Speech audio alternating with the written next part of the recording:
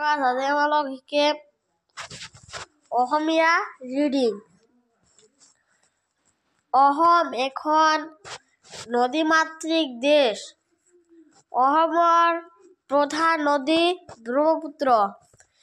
এই নদীক অসমৰ পশ্চিম শদিয়াৰ পাৰ পশ্চিমে ধুবুৰী জিলালৈকে বৈ গৈছে। পুৰণি আখ্যান মতে ব্ৰহ্মপুত্ৰ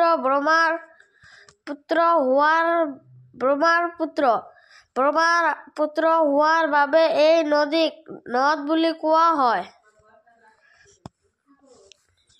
ব্ৰহ্মপুত্ৰৰ হিমালয় পৰ্বত মানুহৰ খবৰৰ পৰা ওলাইছে। এই বিভিন্ন ঠাইৰ মাজেৰে বৈ আহোঁতে বিভিন্ন নাম লৈছে। অসমত ইয়াক লুইত নামেৰে জনা যায়।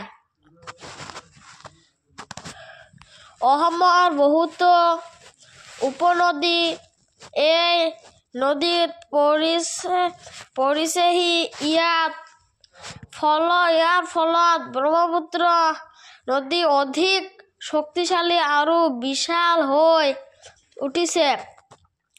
ব্ৰহ্মপুত্ৰৰ উপনদীবিলাকৰ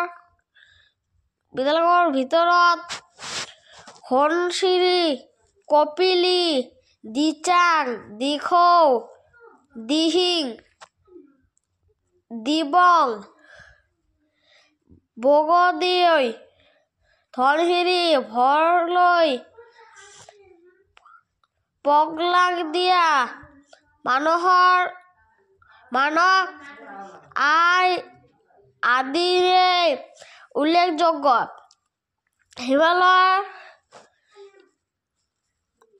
হিমালয় তীৰতুষাৰ অঞ্চলৰ পৰা ওলোৱাৰ বাবে ব্ৰহ্মপুত্ৰৰ বাৰমাহে পানী থাকে।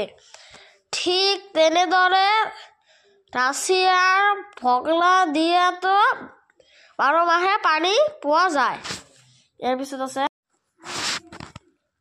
কেইবাদিনখনো নগৰ এই দিনৰ পাৰতে গঢ়ি উঠিছে। এইবোৰৰ ভিতৰত গুৱাহাটী, ডিব্ৰুগড়, তেজপুৰ, ধুবুৰী আদিয়ে প্ৰধান।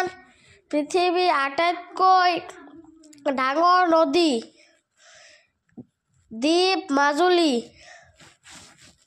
এই মাজুলী ব্ৰহ্মপুত্ৰে বিশিষ্ট। বাৰিষা কালত হোৱা ধুমুহাৰ বৰষুণৰ ফলত ব্ৰহ্মপুত্ৰৰ পানীভাগ ওফন্দি উঠে।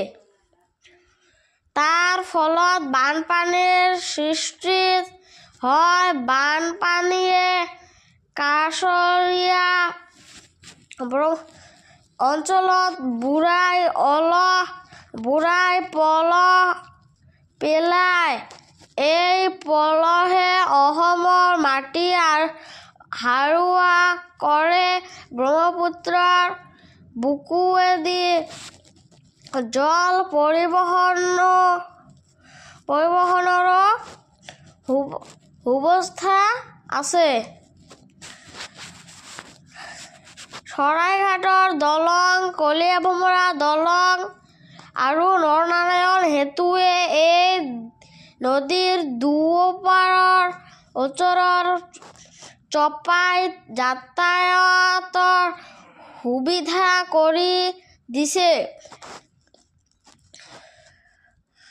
আনহাতে লুইতৰ বানপানীয়ে খেতি-বাতি, ঘৰ-দুৱাৰ নষ্ট কৰে। মানুহৰ লগতে গৰু, ম'হ আদি জন্তুবোৰৰো অনিষ্ট সাধন কৰে। ব্ৰহ্মপুত্ৰ নদীত প্ৰচুৰ পৰিমাণে মাছ, কাছ, শিহু আদি পোৱা যায়। মাছৰ পৰিমাণ সকলো ব্ৰহ্মপুত্ৰ নদীত মাছ পৰে।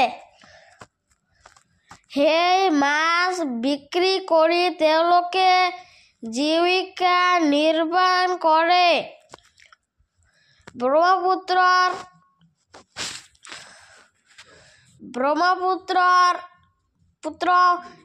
প্ৰকৃতি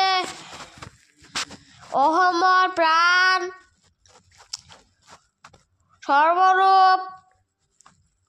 সৰ্বৰূপ জীৱৰ নিশক্তি।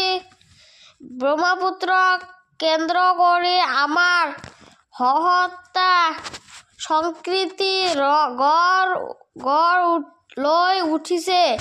শিল্পী কঠন ব্ৰহ্মপুত্ৰৰ মাহত এনেদৰে ফুটি উঠিছে। হ'ব।